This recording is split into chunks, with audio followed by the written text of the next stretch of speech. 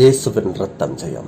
இன்று நம் அன்னையாம் திருச்சேபானது கிறிஸ்தவர்களின் சகாய அன்னையின் விழாவினை சிறப்பிக்கின்றது.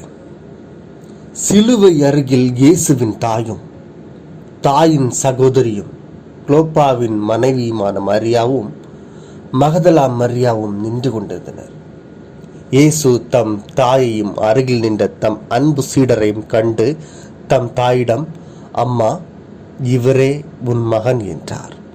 பின்னர் தம் சீடரிடம், இதோ உம் தாய் என்றார். அந்நேரம் முதல் அச்சீடர் அவரை தம் வீட்டில் ஏற்று ஆதரவளித்து வந்தார். இறை இயேசுவில் அன்பார்ந்தவர்களே, திருச்சபை ஒவ்வொரு காலகட்டத்திலும் பல்வேறு விதமான நெருக்கடிகளையும் சவால்களையும் சந்தித்தது என்பது யாவரும் அறிந்த ஒரு விஷயம். திருத்தந்தை 7ஆம் பத்திநாதர் திருச்சபையின் தலைவராக திருத்தந்தையாக இருந்த சமயத்தில் திருச்சபை புதுவிதமான பிரச்சனை ஒன்றை சந்தித்தது. அது என்னவெனில், மாவீரன் நெப்போலியன் திருத்தந்தை 7ஆம் பத்திநாதரை பிடித்து சவானா என்ற இடத்தில் சிறை வைத்தான்.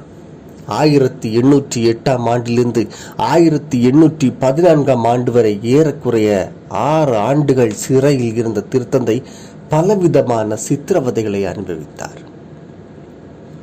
இப்படிப்பட்ட சூழ்நிலையில் 1814ஆம் ஆண்டு மார்ச் திங்கள் 17ஆம் நாள் திருத்தந்தை 7ஆம் பத்திநாதர் விடுதலையாகி ரோமை நகருக்கு வந்தார். அவர் ரோமை நகருக்கு வரும் வழியில் இருந்த அனைத்து அன்னையின் ஆலயங்களுக்கும் சென்று தான் விடுதலையானதற்கு அன்னைக்கு நன்றி செலுத்தினார். மட்டுமல்லாமல் இதன் பொருட்டு செப்டம்பர் 18ஆம் நாள் வியாகுல அன்னையின் விழாவை கொண்டாட பணித்தார். இதற்கிடையில் திருத்தந்தை அவர்களை சிறைப்பிடித்து வைத்து பல விதங்களில் அவரை சித்திரவதை செய்த நெப்போலியன் வாட்டர்லூ என்ற இடத்தில் வீழ்ச்சி அடைந்தார். இதைத் தொடர்ந்து 1815ஆம் ஆண்டு மே மாதம் 24ஆம் நாளில் கிறிஸ்தவர்களின் சகாய அன்னை என்று இந்த விழாவை திருத்தந்தை அவர்கள் உலகம் முழுவதும் கொண்டாட பணித்தார்.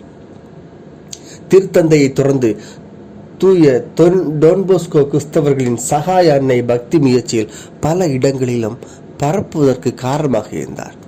அது மட்டுமல்லாமல் அந்த அன்னையின் பேரில் அட் சகோதரிகளுக்கு என்று ஒரு துறவற சபையையும் ஏற்படுத்தினார். இவ்வாறு கிறிஸ்தவர்களின் சகாய அன்னை பக்தி முயற்சி எங்கும் பரவியது. கிறிஸ்தவர்களின் சகாய அன்னை நினைவு நாளை கொண்டாடும் நாம் இந்நாள் நமக்கு சொல்லும் செய்தி என்ன என்று சிந்தித்து பார்த்து நிறைவு செய்வோமா? இந்த நாள் நமக்கு சொல்லக்கூடிய மிக முக்கியமான செய்தி, நாம் நம்முடைய இன்னல் இக்கட்டுகளில் நமக்கு சகாயம் தரும் அன்னையின் உதவியை நாட வேண்டும் என்பதாகும். அபயம் வேண்டி அன்னையை நாடியவருக்கு அன்னை பலமுறை அபயம் தந்திருக்கின்றாள். அதில் மிக சிறப்பான ஒரு நிகழ்வு இது. 15ஆம் நூற்றாண்டின் தொடக்கத்தில் துருக்கிய படையானது மேல்திசை நாடுகளின் மீது, அதாவது கிறிஸ்தவ நாடுகளின் மீது படையெடுத்து வந்தது. இதனால் கிறிஸ்தவ நாடுகள் அனைத்தும் நடுங்கி ஒடுங்கி கொண்டிருந்தன. மக்கள் அழிவின் வாசலிலே தாங்கள் நிற்பதை எண்ணி கொலை நடுக்கம் கொண்டனர். கிறிஸ்தவ நகரங்கள் ஆட்டங்கண்டன.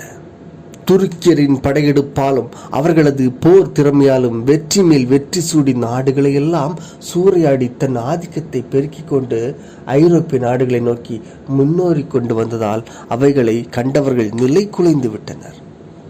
கடலிலே கப்பலோடு கப்பல் மோதின. கடும் போர் ஏற்பட்டது.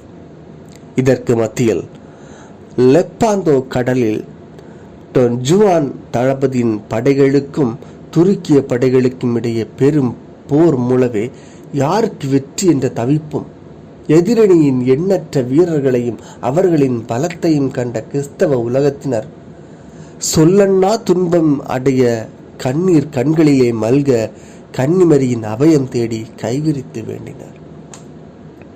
அந்த அவல நேரத்தில் கன்னிமரி அபயம் அளித்தார். ஆம், எதிரிகளுக்கு சாதகமாக வீசிய காற்று திடீரென அற்புத விதமாக கிறிஸ்தவ போர் வீரர்களுக்கு துணையாக திசை மாறி வீச கப்பல்கள் மோதி சிதறின, தீப்பற்றி எரிந்தன. இதனால் கிறிஸ்தவ படை துருக்கியரை துரத்தி முறியடித்து வெற்றி வாகை சூடியது.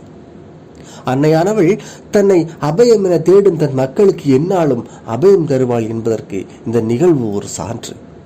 ஆகவே கிறிஸ்தவர்களின் சகாயமாக இருக்கும் அன்னையிடம் அடைக்கலம் போகுவோம். அவருக்கு உகந்த வழியில் நடப்போம். அதன் வழியாக இறையருள் நிறைவாய் பெறுவோம். ஆமென்.